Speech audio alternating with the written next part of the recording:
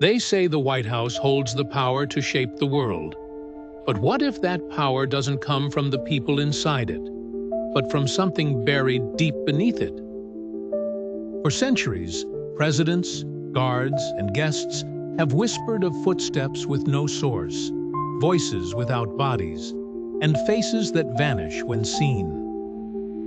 But there's one secret they've never dared to speak out loud, because some say the White House isn't haunted. It's alive, and it's waiting. The White House is filled with history, but not all of it is written on paper. Some is scratched into the walls, some of it whispers, some of it never left. It began during the cold winter of 1862. President Lincoln, heartbroken over the death of his son Willie, was often seen wandering the halls alone, murmuring to the empty air. But late at night, after he had gone to bed, the staff still heard his voice, carrying on conversations with someone or something invisible. One maid, young and newly hired, claimed she saw a pale boy gliding through the east room. His feet didn't touch the floor. His eyes didn't blink. She screamed, dropped the silverware she was carrying, and quit the next morning without collecting her wages. All she said was, "The boy is still there. He cries, but not like a child. His sorrow is too old." Years later, during Franklin D. Roosevelt's presidency, Queen Wilhelmina of the Netherlands stayed as a guest. At 2 in the morning, she heard 3 sharp knocks at her bedroom door. When she opened it, a tall man in a black coat and top hat stood silently in the hallway. He stared, then vanished. Her description matched Abraham Lincoln. Again. Why does Lincoln still appear? Some believe he's bound to unfinished business.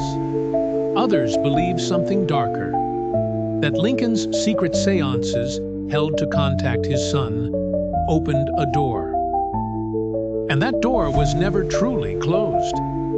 In the 1980s, a night guard heard whispers in the rose garden. Thinking someone had broken in, he followed the voices. As he turned the corner, everything fell silent. Not quiet, silent, like the world had stopped breathing. Then, in the dewy grass, he saw footprints. One by one, they formed in front of him, walking toward him, but no body, just steps. He never returned to work.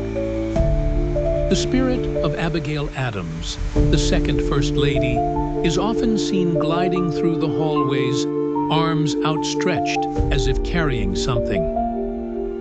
Historians say she used to hang laundry there, but now her footsteps echo with more urgency. President William Henry Harrison, who died just 1 month into office, is said to mutter in the Blue Room. A butler once heard weeping, followed it, and found nothing except for a sudden drop in temperature. Frost had formed on the mirror, though it was a summer night.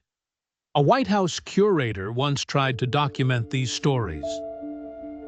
He installed cameras, recorders, motion sensors.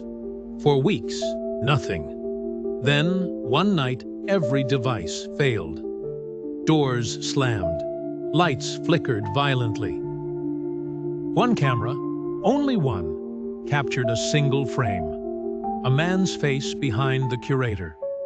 Pale, hollow-eyed, grinning, then static. The footage vanished from the archives. President Truman wrote letters complaining about footsteps and knocking at his bedroom door. "The place is haunted, sure as shooting," he once wrote.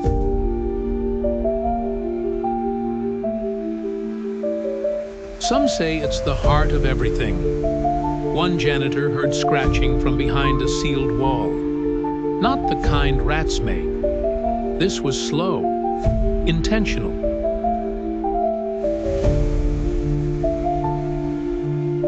In 2012, a tourist broke from her group during a White House tour. They found her hours later, huddled in a corner, staring at the wall, repeating the same sentence. The man with no face told me to be quiet. Her family refused to speak of the incident again. Even recent presidents have reported strange occurrences, lights flickering without cause, clocks stopping at the same minute, dreams repeating the same corridor. At the end of it, a dark figure, a voice, low and familiar, whispering, "You've seen me before. You just forgot." Some believe every president leaves behind a shadow, a piece of their soul, and the building feeds on it. That it's not the spirits of the dead who linger, but something that was always there, watching, feeding, waiting.